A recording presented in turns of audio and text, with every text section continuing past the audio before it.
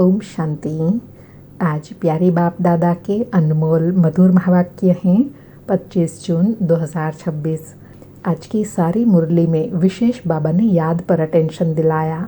बाबा कहे पावन बनने का एक ही मात्र उपाय है बाप की याद। याद की मेहनत ही अंत में काम आएंगी। बाबा कहे बच्चों को यह फुरना रहना चाहिए कि मुझ आत्मा को बाप को ज़रूर याद करना है, तब पावन बन सकते हैं। बाबा कहे जो कुछ मेहनत है वह यही याद की मेहनत है। जो मेहनत बच्चों से पहुंचती नहीं है, बाप अथवा साजन को याद नहीं करते हैं। बाबा कहे ऐसे साजन को तो कम से कम 8 घंटा याद करने की सर्विस देनी है, अर्थात साजन शिव बाबा को मदद देनी है याद करने की। बाबा कहे गीता में भी है मन मना भाव, बाप को याद करते रहो। उठते बैठते चलते फिरते एक बाप को ही याद करते रहो और कुछ भी नहीं, पिछाड़ी को यह याद ही काम में आएंगी। और साथ में कहा कि यह है सहज योग। अपने से पूछना है हम सारे दिन में अपने मीठे मीठे बाप को कितना याद करते हैं। फिर और याद पर अटेंशन दिलाते कहा कि सवेरे स्नान आदि करके फिर एकांत में ऊपर छत पर व हॉल में आकर बैठ जाओ। जितना एकांत हो उतना अच्छा है। बाबा कहे इस संगम पर भी तुमको बाप कहते हैं मुझे याद करो, बस यही वेला है जब बाप कहते हैं मुझे याद करो, अमृत वेले। फिर याद के साथ साथ चेकिंग करने के लिए कहा कि बाप कहते हैं रोज़ सवेरे उठकर यही विचार सागर मंथन करो और यही चार्ट रखो कि कितना समय हमने बाबा को याद किया, कितना जंग उतरी होंगी। सारा मदार याद के ऊपर है। बच्चों को पूरी कोशिश करनी है बाबा से वर्षा पाने की। नर से नारायण बनना है, यही सच्ची सत्यनारायण की कथा है।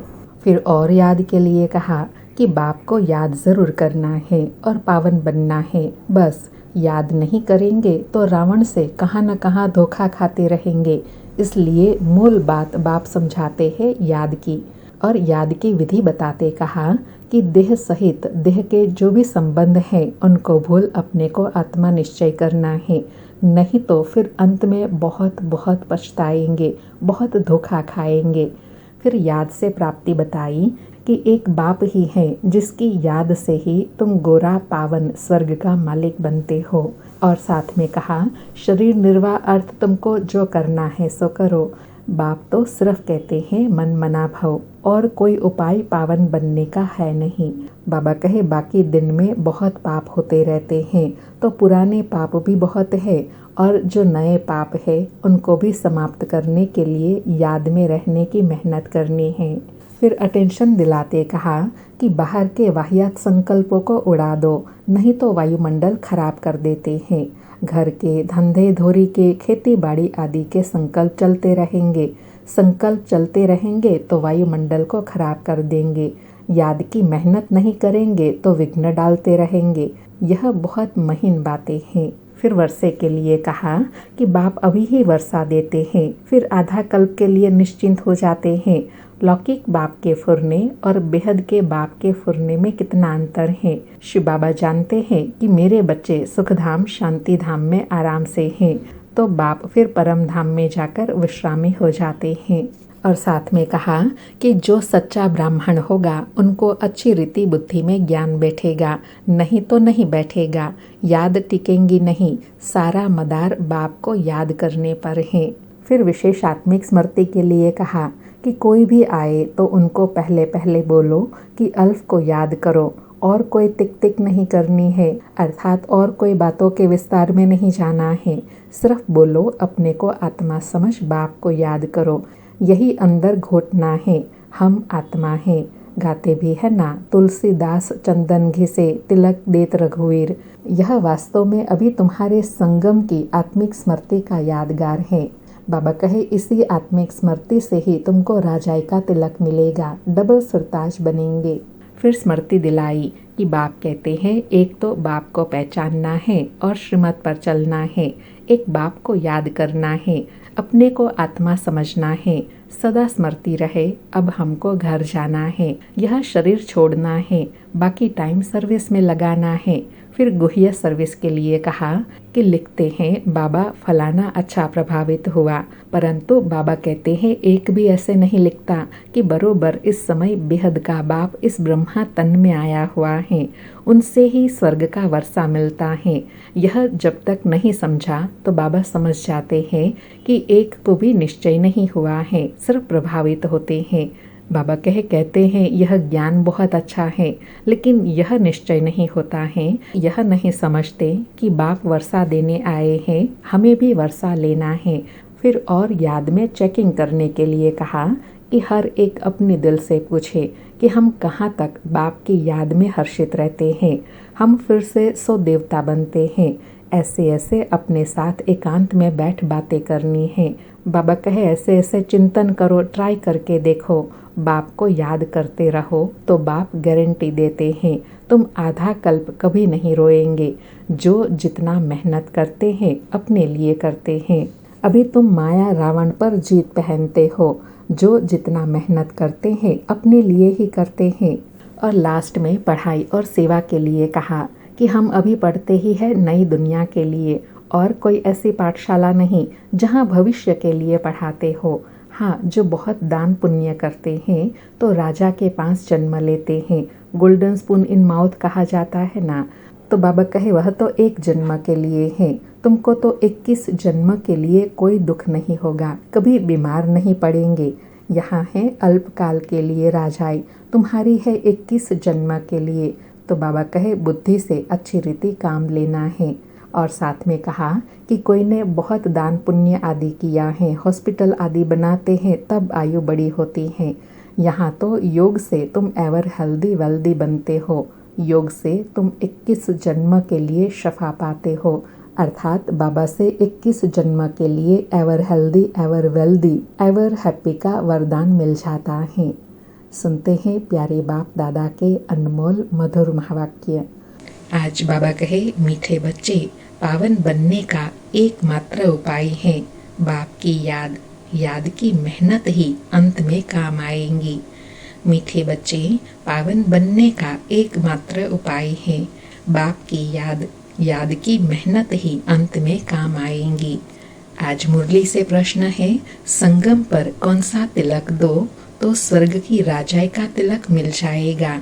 संगम पर कौन सा तिलक दो तो स्वर्ग की राजाई का तिलक मिल जाएगा। उत्तर में बाबा कहे संगम पर यही तिलक दो कि हम आत्मा बिंदी हैं, हम शरीर नहीं। अंदर में यही घोटते रहो कि हम आत्मा हैं, हमें बाप से वर्षा लेना है। बाप भी बिंदी है, हम भी बिंदी हैं। इस तिलक से स्वर्ग की राजाई का तिलक प्राप्त होगा। बाप कहते हैं मैं गारंटी करता हूँ, तुम याद करो तो आधा कल्प के लिए रोने से छूट जाएंगे। बाबा कहे मैं गारंटी करता हूँ। कब? अगर तुम मेरी याद में रहेंगे तो तुम आधा कल्प के लिए रोने से छूट जाएंगे। सारी मुरली से धारणा के लिए सार है। पहला पॉइंट, बाहर के वाहियात व्यर्थ ख्यालातों को छोड़ एकांत में बैठ याद की मेहनत करनी है। सवेरे सवेरे उठकर विचार सागर मंथन करना है और अपना याद का चार्ट देखना है। दूसरा पॉइंट, जैसे भक्ति मार्ग में दान पुण्य का महत्व है, ऐसे ज्ञान मार्ग में याद का महत्व है। याद से आत्मा को एवर हेल्दी वेल्दी बनाना है, अशरीरी रहने का अभ्यास करना है। आज प्यारे बाबा का वरदान है, कंबाइंड रूप की सेवा द्वारा आत्माओं को समीप संबंध में लाने वाले कंबाइंड रूपधारी भव। कंबाइंड रूप की सेवा द्वारा आत्माओं को समीप संबंध में लाने वाले कंबाइंड रूपधारी भव। स्पष्टीकरण है, सिर्फ आवास द्वारा सेवा करने से प्रजा बनती जा रही है, लेकिन आवास से परे स्थिति में स्थित हो, फिर आवाज में आओ, अव्यक्त स्थिति और फिर आवाज, ऐसे कंबाइंड रूप की सेवा से वारिस बनाएंगे। आवाज द्वारा प्रभावित हुई आत्माएं अनेक आवाज सुनने से आवागमन में आ जाती हैं, लेकिन कंबाइंड रूपधारी बन कंबाइंड रूप की सेवा करो तो उन पर किसी भी रूप का प्रभाव नहीं पड़ सकता। आज बाबा ने बड़ी गुह्य स्थिति बनाने के लिए कहा कि जब सेवा करते हुए कंबाइंड रूप की स्थिति बनाएंगे, फिर सेवा करेंगे तो वारिस आत्माएं निकलेंगी। सिर्फ आवाज से अर्थात वाणी से सेवा करने से आवाज से प्रभावित होंगे, लेकिन वो आत्माएं फिर दूसरे आवाज के प्रभाव में आकर, आवागमन में आकर, बातों के प्रभाव में आकर बाप हलचल में आ जाएंगी। लेकिन जिन आत्माओं की कंबाइंड रूप में सेवा करेंगे वो वारिस बनेंगे, वो आत्माएं कभी किसी के प्रभाव में नहीं आएंगी।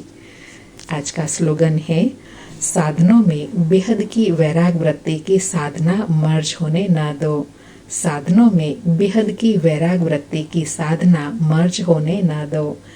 आज के अव्यक्त इशारे हैं, सदा हर्षित रहने के लिए अपनी नेचर को सरल बनाओ, सहनशील बनो। बाबा कहे, जो सहनशील बच्चे हैं वे अपनी सहनशीलता की शक्ति से कैसे भी कठोर संस्कार वाले को, कैसे भी कठिन कार्य को शीतल बना देते हैं, वह सहज कर देते हैं।